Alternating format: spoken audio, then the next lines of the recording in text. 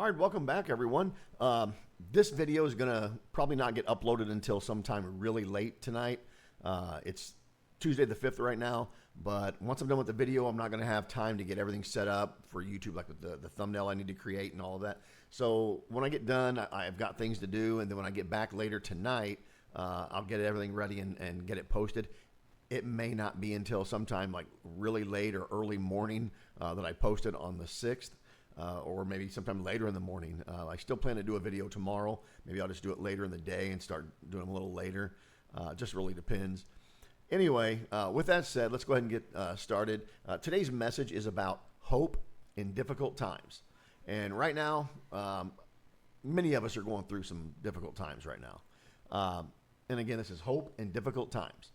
So each of us knows that life brings seasons of hardship, moments when we feel stretched to our limits.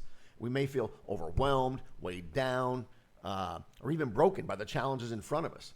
And in times like these, it's easy to wonder if there's a light at the end of the tunnel or if there's hope to hold on to.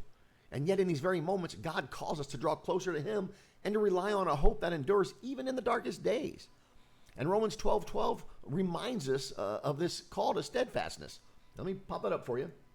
And Romans 12:12 says this: rejoicing in hope, patient in tribulation, continuing instant in prayer. Rejoicing in hope, patient in tribulation, continuing instant in prayer. Now, these words might seem somewhat simple, but they really do carry a profound wisdom for navigating our struggles. So let's take a closer look at each part of this verse, okay? And consider how it can encourage us when life gets tough, okay? So first, it says rejoicing in hope. So this isn't about pretending everything is perfect or ignoring our pain. It's about finding a deeper joy that transcends our circumstances, a joy rooted in the promises of God. So when we remember that God's with us, that He's working for our good, and that He has a plan even when we can't see it, we can find a reason to rejoice.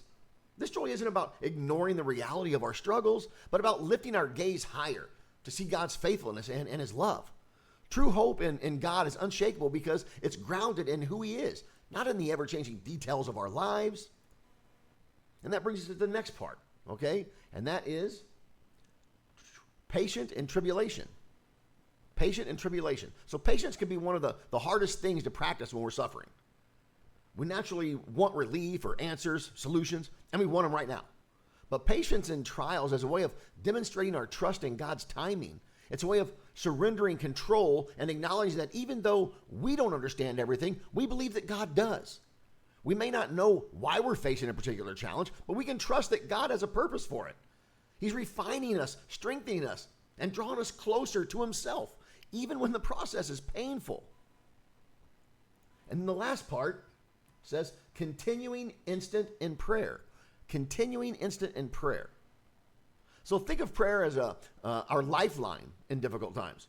It's how we stay connected to God's heart and His will. When we make prayer a constant part of our lives, especially in times of trouble, we're reminded that we don't have to carry our burdens alone. Prayer is not only about asking God for help, but also about finding comfort and peace in His presence. It's in prayer that we pour out our worries and our fears and frustrations.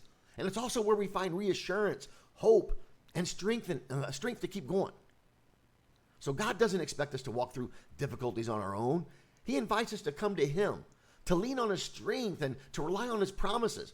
Remember, He sees every tear, hears every cry, and knows every struggle we face. And as we continue to pray, to rejoice in hope, and to practice patience, we invite God to work in our lives in ways that we might not even see right now. And that brings us to today's affirmation, guys. And today's affirmation today, let me put that up on the screen for you. Today's affirmation is this: even in hard times, I hold on to hope.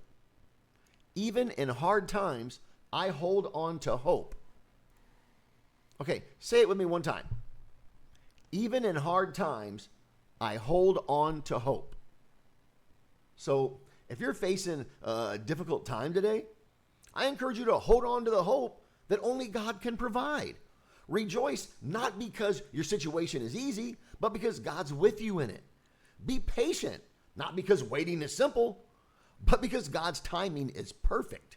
And keep praying because God hears you and he's faithful. Let Romans 12:12 be a reminder that even in your darkest moments, there's always hope when you place your trust in him.